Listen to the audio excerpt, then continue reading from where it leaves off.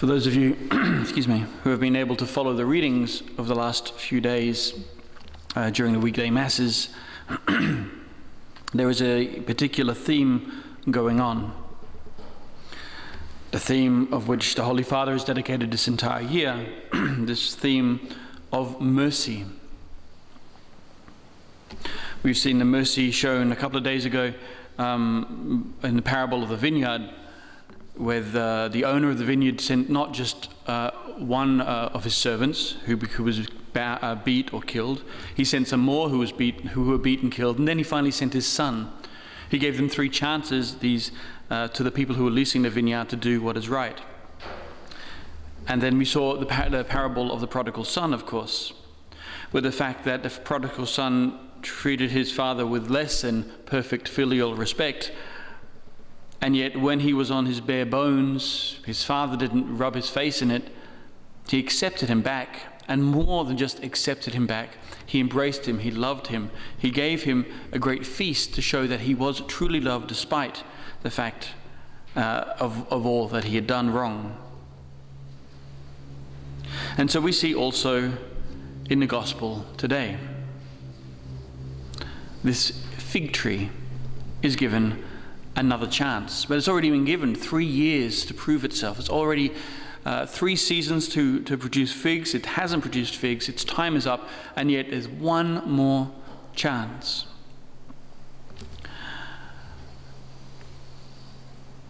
One of the brothers this morning at breakfast brought up an interesting point about this particular gospel today.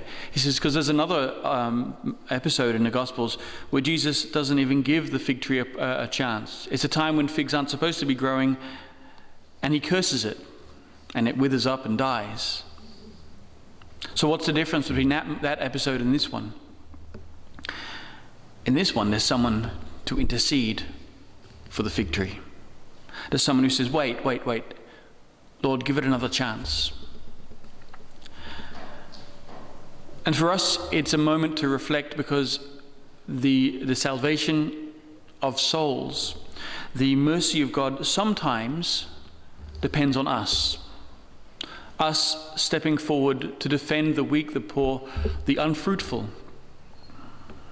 Sometimes in person we need to do this, but always we need to do this in prayer.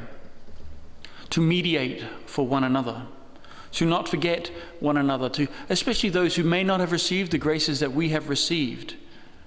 If we have received the grace to pray, a grace to believe, to be part of the faith, then we must therefore pray for those who haven't produced fruit, because maybe they haven't known, maybe they haven't been fertilized, manured, so to speak, as we have been, given the goodness that we might grow.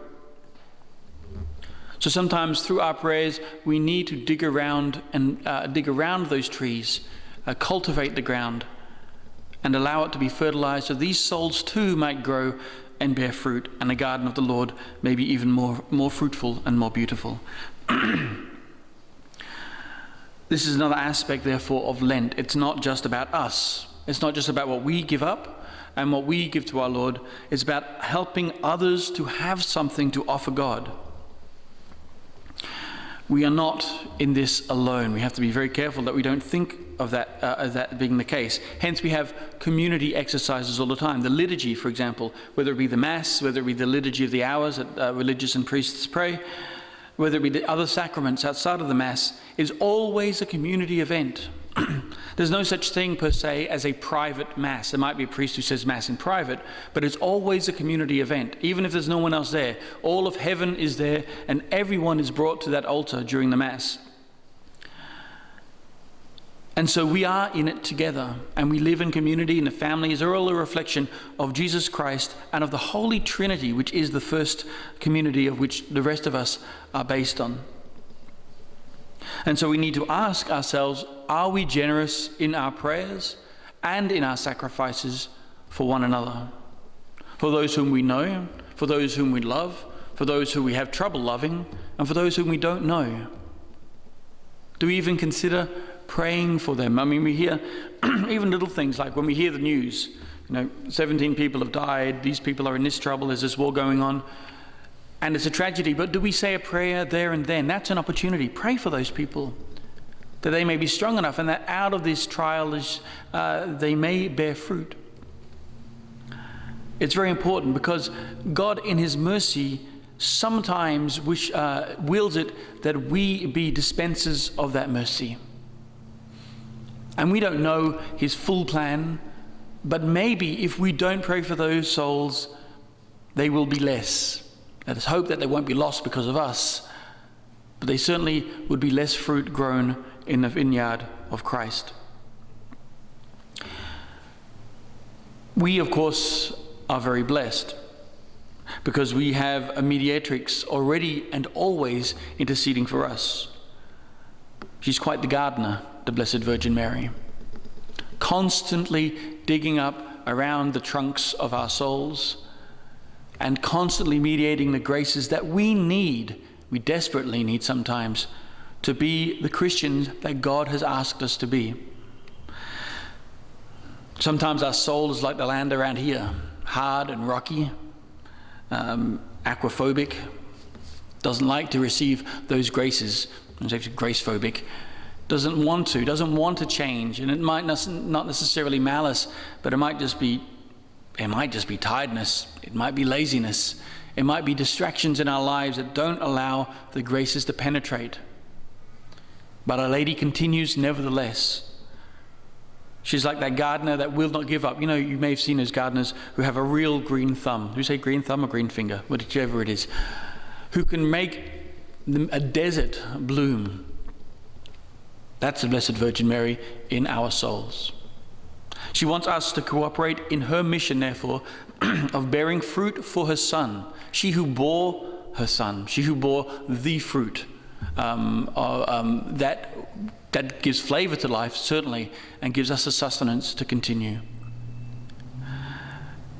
Let us therefore invite her into our lives, especially during Lent, to say, listen, I'm trying to cultivate my soul.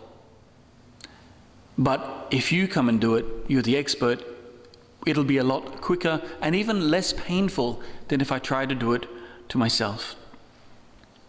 And in doing so, the more fruit that we are able to produce with God's help and through the intercession of Our Lady, the more likely it is that we will be successful in helping others also. For any of you who have learned anything, which is all of us, certainly whether it be a trade or whatever else, you know you cannot teach if you do not know. You cannot give if you do not have. So let us first strive during Lent, especially, to receive these graces and these helps from God and the Blessed Virgin. But let us not be stingy. Let us be very generous in giving them out to others. God will not leave us wanting. He definitely will not leave us wanting. And the more we give, the more likely it is that we will never be lost. I can assure you from several years, and all the friars here have been in religious life longer than me, several years living on divine providence and trying to live a life of giving all the time, God never leaves us short. He never leaves us, he never abandons us. His providence always comes through, even though sometimes it is at the last minute and the last second. Nevertheless, he never leaves us wanting. Let us therefore step forward in confidence, in faith, in trust. Let us call on our Mother, that she may assist us, she may hide us, she may cultivate us, that we may walk forward with no fear, loving God, allowing him to work in our souls, and assisting him, so to speak, cooperating in his mission and in the mission of his mother for bringing as many souls as possible into this garden of Christ to make them as fruitful as possible for his glory and for their salvation.